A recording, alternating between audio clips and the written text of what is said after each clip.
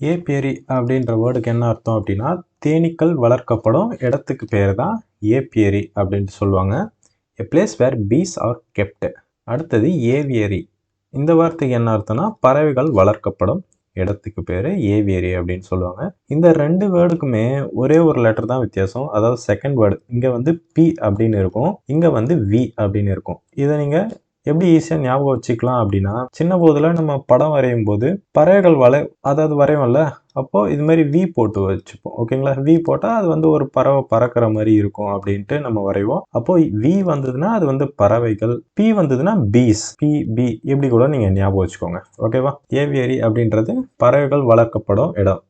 இதுக்குமே கேஜுக்கும் என்ன வித்தியாசம் அப்படின்னா, கேஜ் வந்து ஒரு பறவையை ஹோல்டு பண்ணி வச்சுக்கிறதுக்கான இடத்துக்கு பேர் தான் கேஜ்.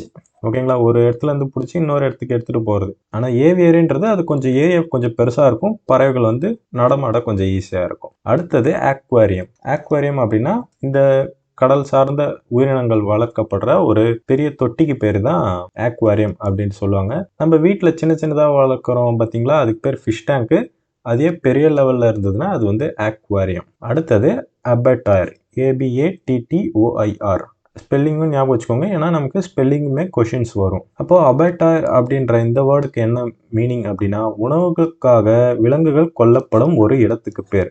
நீங்கள் தமிழில் உங்களுக்கு புரியணுன்றதுக்காக இங்கே நான் போட்டு வச்சுருக்கேன்.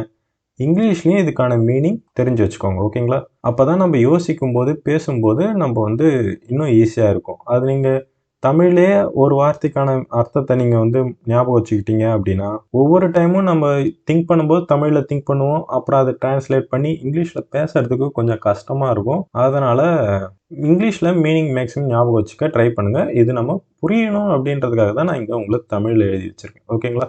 உணவுகளுக்காக விலங்குகள் கொல்லப்படும் ஒரு இடத்துக்கு பேர் தான் அபட்டார். கறிக்கடை, அதாவது கசாப் கடை அப்படின்னு சொல்லுவோம் பார்த்தீங்களா, அதுதான் அபட்டாயர். அடுத்தது எரேனா. எரேனா அப்படின்னா ஒரு அரங்கம். ஓகேங்களா? அங்கே வந்து ஸ்போர்ட்ஸ் நடக்கலாம், ஏதோ ஒரு பப்ளிக் நிகழ்ச்சிகள் நடக்கலாம், என்ன வேணாலும் நடக்கலாம். ஏதோ ஒரு ஈவெண்ட் இங்கே நடக்கும், அதை சுற்றி பார்வையாளர்கள் ஆடியன்ஸ் சுற்றி பார்க்குற அந்த இடத்துக்கு பேர் எரேனா. ஓகேங்களா? இதே போல் இங்கிலீஷ் ஒக்காபுலரிஸ், அதுக்கான மீனிங், அதுக்கான தமிழ் மீனிங், இமேஜஸ்லாம் வச்சு ஈஸியாக படிக்கிறதுக்கு நம்ம சேனலை சப்ஸ்கிரைப் பண்ணுங்கள். நம்ம ஆண்ட்ராய்டு ஆப்பையும் டவுன்லோட் பண்ணி அதில் இருக்க கோர்சஸ், டெஸ்ட்டு இது எல்லாத்தையும் எக்ஸ்ப்ளோர் பண்ணுங்கள். தேங்க்யூ, பாய்.